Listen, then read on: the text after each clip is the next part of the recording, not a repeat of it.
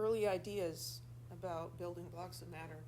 Back, way back, 5th century BC, Leucippus and Democritus were the first to propose that matter was made up of small particles.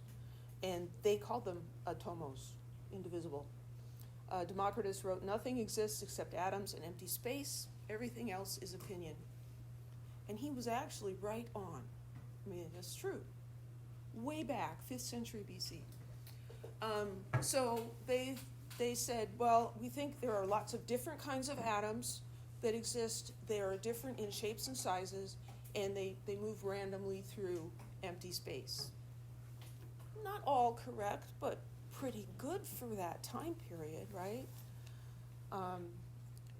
But Plato and Aristotle, who you've probably heard of, they lived around the same time, and they're philosophers, and they said, no, that's not right.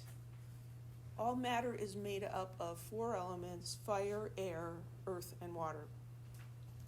They were more popular. There was no way to test these ideas, and so Aristotle's views prevailed, and science was set back 2,000 years. Nice. Later, the scientific approach that we talked about in Chapter 1 became the way to approach learning about the physical world. So now when we have an idea, it's not just a popularity contest or an argument. We can test it. And so John Dalton, again, gave convincing evidence that supported those ideas of Leucippus and Democritus. The debate continued until 1905, however, because he had some evidence, but was still a little bit to argue about.